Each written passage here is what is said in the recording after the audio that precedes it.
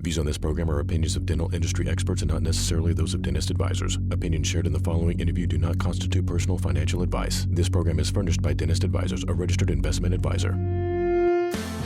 You're tuned into Dentist Money Industry Expert Series. Now here's your host, Reese Harper. Welcome to the Dentist Money Show. I'm your host, Reese Harper, here on the Industry Expert Series at the Western Regional Dental Convention with a friend of mine who I met last year, actually, Mr. Mike Alder. Mike, how you doing today? Doing well, Reese. Thanks for coming in, man. Mike's from Unitas, which is a PPO management company for dentists. And Mike, I guess the easy way to explain that is a PPO management company kind of helps dentists with insurance problems, right? Yeah, that's right. We help them from making sure they're on the right insurances, they're getting paid the most that they possibly can get paid under that particular contract, etc. There's a lot under that umbrella, but yeah, that's basically what we do. So tell me a little bit about how you got into this. You're very tall, and I remember you telling me you played some basketball. Actually, I remember something about farming. Yeah. Anyway, tell me a little bit about this. Yeah, well, my background is I come from a small southeastern Arizona town and raised on a horse and chasing cattle and nice. Farming. And my kind of guy. And I ended up getting a scholarship actually in football to play University of Utah, and ended up going up there as a quarterback years ago. And I was privileged to actually go to work part-time for this little medical company there, and about the same time I was applying to dental school. I really didn't know what I was going to do, but I figured I might as well apply to dental school. My uncle was a dentist. I did that. I got accepted, and the last minute decided not to go. I decided to buy this little company that I was working for, and they were in the process of going bankrupt, and I was able to get it for a pretty good price. One of the reasons I did that is their headquarters was in Phoenix. That would get me back to my home state, and that's interesting, man. That's a roundabout way of instead of going to the NFL or dental school, you got back to Phoenix, be an entrepreneur. That's it. That's cool. I don't know that I could have made it the NFL, or maybe couldn't have made it out of dental school either. I don't know. So it's hard to know. You're a humble guy. Took the safe way. So from there you moved back to Phoenix. How did it get from that point to Unitas? Well, I took that company over the next 25 years grew it to a pretty good size, and sold the business, and was basically looking for my next opportunity. And my youngest son got accepted to dental school, actually the same one I was accepted to, out in Southern California. And wow. I was thinking, well, at least I can, if I don't do anything, don't have anything right in front of me, I can at least maybe help him when and if he buys a practice. And he did, graduated, and he ended up buying a practice in Newport Beach. Actually, he practices Newport Beach, which is kind of hard to go there and visit him occasionally, but yeah. I do break down and go there once in a while. But when he bought this practice, it was a 30-year practice, and the owner had taken over from his father, so that practice had been around for some time.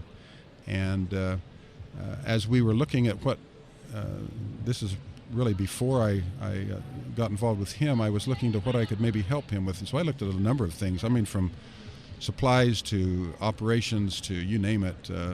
I had enough background, I felt, to help him in a number of ways. And when I saw this PPO insurance issue that was facing dentists, I just thought this is going to be an issue in the future. And so that's where I focused my effort.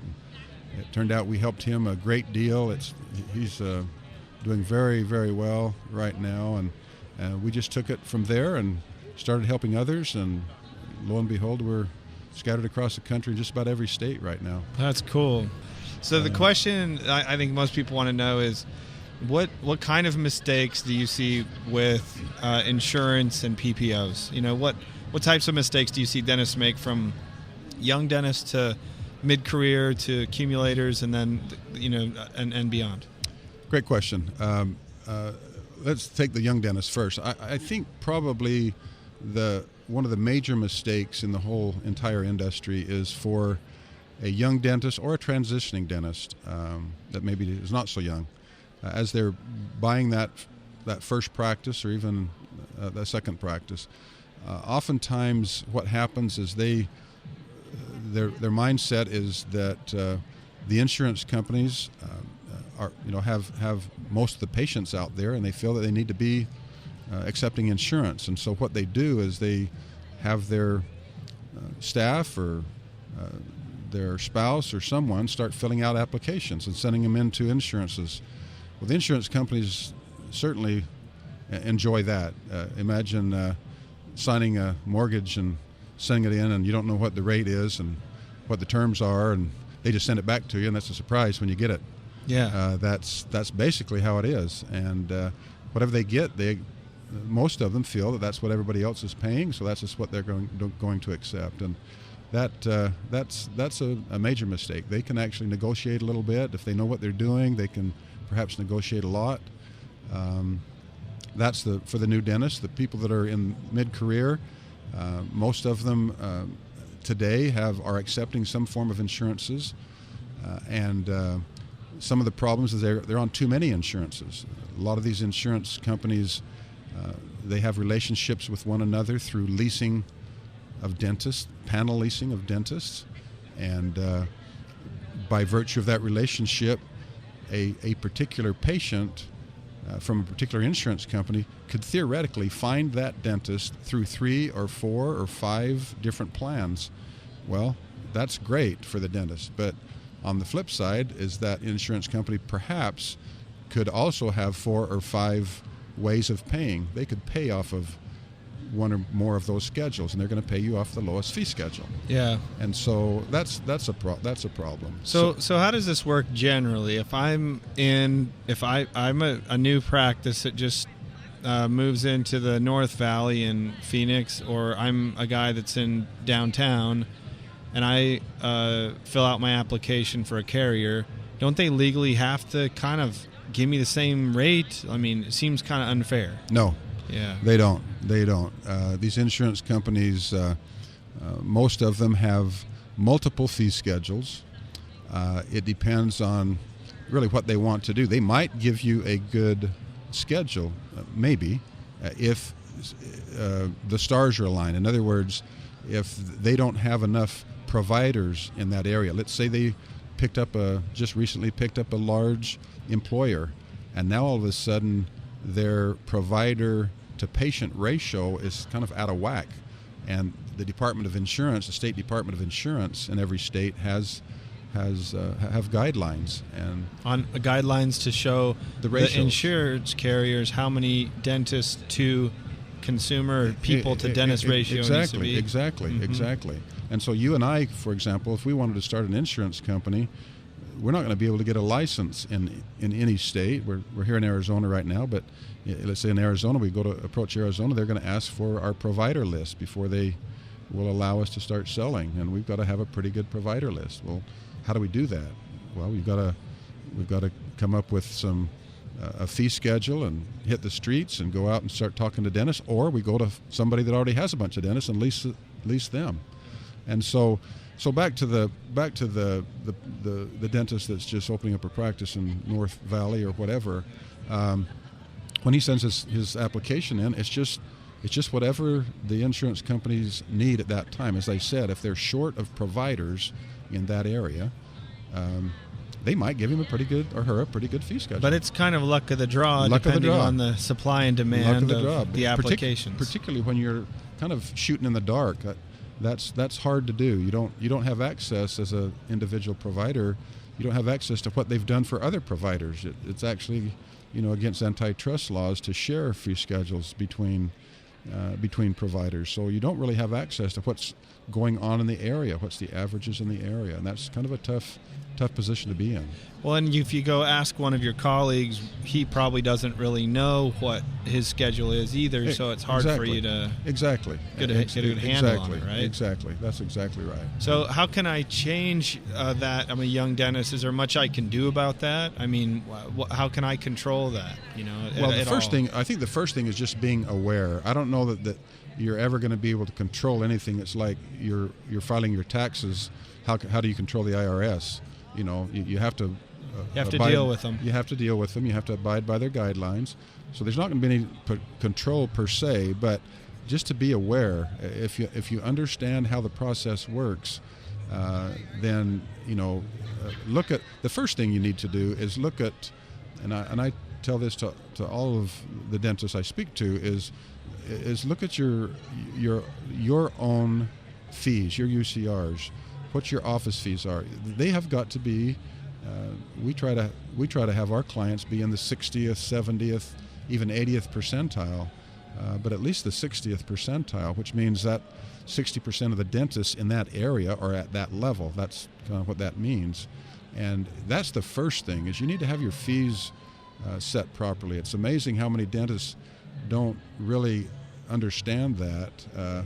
It's no different than any, unfortunately today, even though we're in healthcare, it's no different than any other retail business. You need to set your fees to where you can, get a good return, knowing that you're going to get asked to discount from the insurance companies 15, 20, 25%.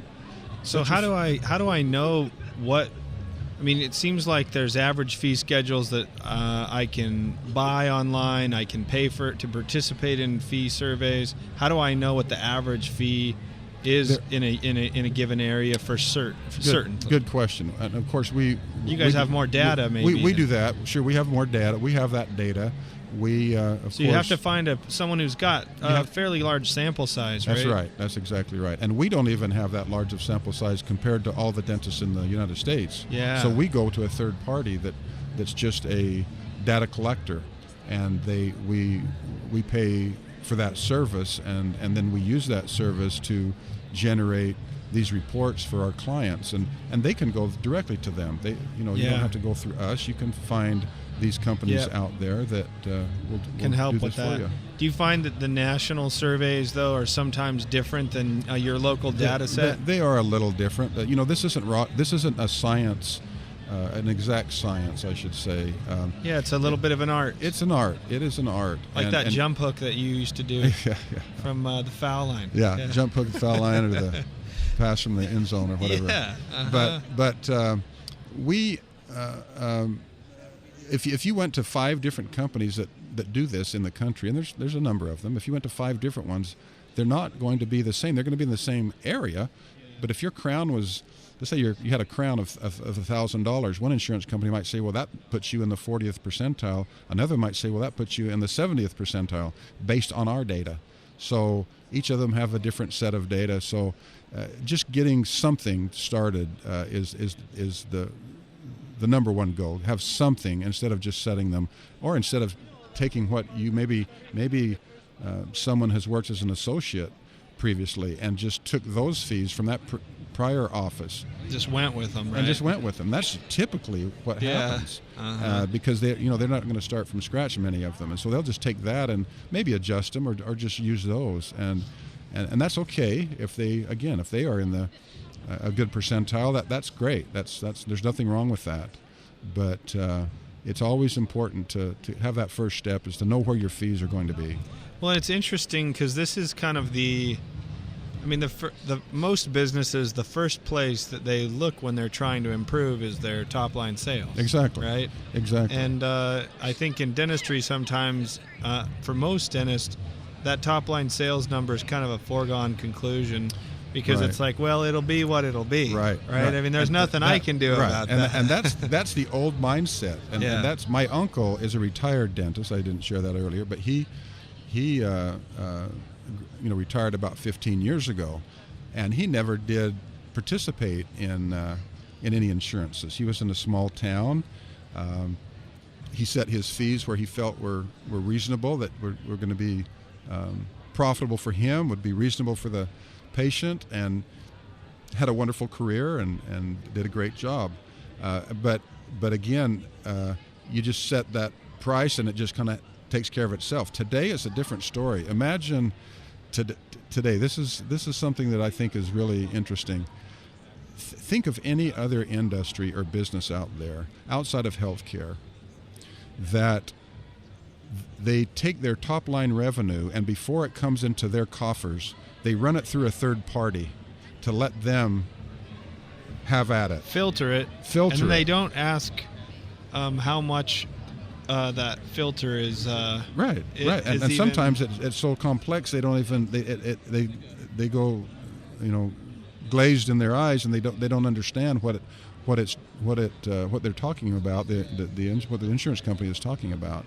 But it's so important to manage that. I see time and time again that a young dentist or a first owner dentist will be very concerned, which they should be, very concerned about their equipment and their lease and certainly their employees and getting everything ready, and they don't even give consideration to what's going to happen on their sales, many of them, and again, considering that a large portion, in some cases, I said 80%, 90%, maybe more, of your revenue is going to come through a third party. You've got to manage that. You must manage that. You can't allow that to just be managed by some other.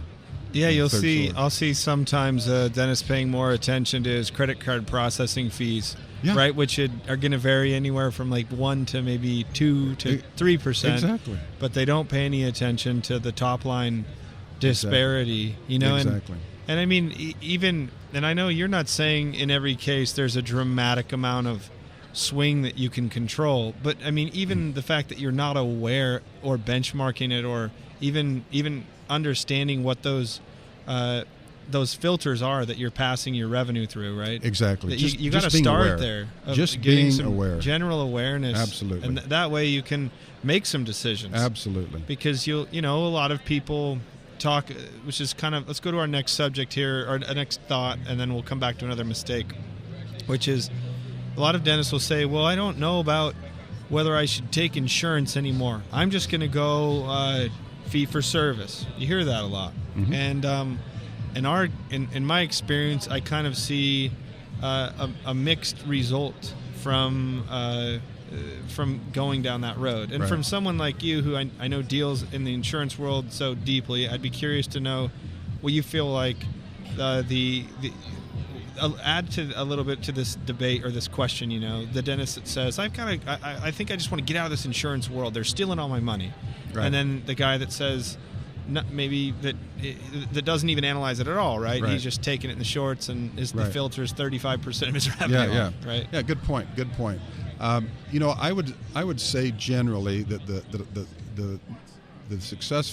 some of the successful dentists I've seen that have done this over time, what they do is they will use PPO insurances to attract their patient base, the new dentists I'm talking about, to attract their patient base, and then perhaps down the road 2, 5, 10 years, start paring those back, dropping them, those, and we've seen many, and most times those patients will the bulk of them will stay with the dentist. They'll convert, They right? like the dentist. Yeah. They'll pay the out-of-network fees many times. Sometimes they won't. There's going to be some attrition. But that's where the relationship building comes in. Exactly. If you care about your patient, exactly, and eventually some of those can be. But I tell you, it is a tough row today to come out of the chute with a fee-for-service practice. You transition, really tough. Even transitions, I find that the older dentist that has been in this business for 25, 30, 35 years and transition to a young person, the older dentist has a number of his patients or her patients that are out of network, but they want to come to them, just as I said earlier, that he may have gotten off and terminated some of these contracts, and he's won these patients over, and now there's no relationship there. The new dentist it's imperative that they form that relationship, and one of the first things that patient is going to do is realize that, because they're getting a notice every time they go to an out-of-network dentist from the insurance company, hey, do you realize that you spent more money than you could have if you've gone to one of our in-network dentists? So they're getting that notice, and now here it is. They just now started seeing Dr. Smith. They've been seeing Dr. Jones. They get that notice. They just saw Dr. Smith again. You know what? This is a brand new dentist for me. I might as well go to somebody under my plan. If I'm going to develop a new relationship with someone, why don't I just go to somebody that's going to accept my insurance? Yeah. So at some level, I mean, when you're starting out, it's tough to be that selective. I mean, in some degree, it might be a little more expensive, but it's a form of marketing. Exactly. It's a way to get exposure. It is. It absolutely is. Today, there's different numbers out there, but today it's about 65 to 70% of all patients in the United States have dental insurance. Yeah. Some form of dental insurance. So it's a tough road. You have to really go against the grain. You establish your reputation and build up a network of, a few thousand really loyal people that you can service. Exactly. And you got some options. Exactly. That's when they'll start paring back, maybe in some cases, because some insurances are actually a really excellent form of marketing. I mean, at some level, you're buying yourself access to a group of people that you wouldn't otherwise have access to. That's right. And that's I mean, a lot of times dentists don't realize, a lot of entrepreneurs, as they build companies, they have to pay for access to certain markets. That's if right. you could start out maybe marketing through one channel, but once you've saturated that channel, if you want to keep growing, you've got to use another channel of marketing. That's why you see companies putting up billboards and that maybe haven't before, because they've penetrated a channel of marketing. Now they've got to go down another road, and a particular insurance provider can really give them some. That's exactly right. That's exactly right. It's not all negative, That's right. It's something that can be a very positive. There are a lot of, thousands and thousands of practices out there doing extremely well in the PPO world. I mean, everyone is always going to have cash-paying patients or fee-for-service patients, but those that if you manage your contracts correctly, this can be a very lucrative thing for you. Now, one thing I will clarify, and just to mention, this is not the same environment we saw 20 years ago. 20 years ago, you could sign up with an insurance company, and it almost took it could replace your marketing budget. It was almost that dramatic. Little tougher today because there's so many people in the game. Yeah. Now, it will impact you, absolutely, no question. It will impact that practice, no question. Not quite as much as it did 20 years ago. Yeah. What's another mistake that kind of comes to mind besides this lack of awareness, this lack of even understanding your numbers? Maybe something else that you can want to mention. Probably one of the bigger ones are not keeping up with your office fees. In other words, many dentists will set their fees and they just forget about it. They're done. Okay. Well, which business are you aware of in the world that does that? Nobody does that. Nobody sets their price and just says, "Well, I think I'm finished." The people that do tend to be neglecting something really important. Yes. And a lot of small businesses will do that for 10 years, and then And so what happens is, at the very least, I believe, Reese, everyone should, once they get to that percentile that I spoke about earlier, once they feel that they're in a comfortable where they feel comfortable with in their particular market, then in order to maintain that, you've got to have a little bump every year, 2-3% cost of living, whatever it is. And then the second most important thing is to inform the insurance companies. Your fees went up. Don't expect that just because you wrote it on the claim form that they're somehow going to note that and understand that your fees went up. So you need to continually raise your fees, continually notifying the insurance companies, and something will happen. Something good will happen from that. Yeah, it starts a dialogue. Yeah, exactly. So first step, if I'm kind of having some takeaways here, my first step is realize that I need to pay more attention to the difference between my UCR and what I'm actually getting paid from each carrier. Right. How do you recommend keeping track of that? What's the best way to keep track of that? I think most dentists are probably, although it's probably not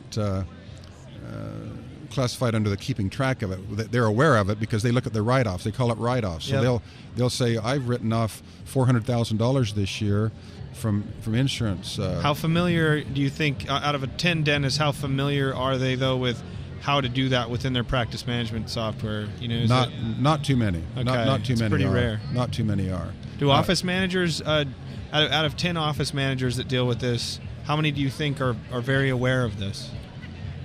Oh, I would say 20%, 15%. Okay, so it's a very low competency for most office managers. Right. Okay. Right. And really, that's not what they are hired to do. Yeah. Right.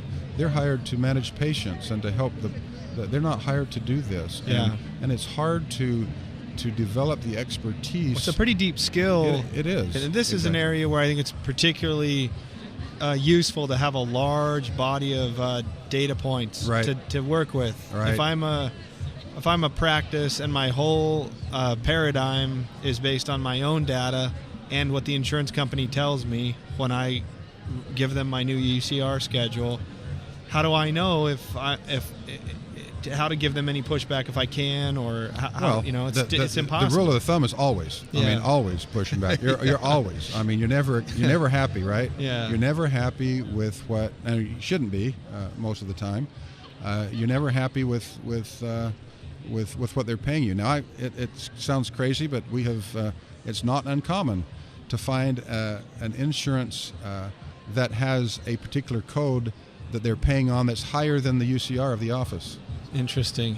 What does that tell you about the fees of that office? Interesting. The insurance company themselves, with expecting a 20+% discount, is paying more than the office fee. So that should be a really an eye-opener and of course they're not getting paid that. All the contracts say that they will pay the lower of the two, the UCR or the contracted price. So interesting. Well, Mike, this has been super insightful. I think at the end of the day, I think big takeaways for most people are that this is an area that is really crucial. I mean, it can increase their profitability by, a meaningful amount. It can help them pay down debt faster. It can help them retire sooner. It can build wealth a lot quicker this way. It's just an area that I feel like is underappreciated in terms of financial management within the practice, and no question, something that's not that expensive to get support on either. Right. No question. So if people want to reach out and get a hold of you or your team at Unitas, how would they go about doing that in the best way?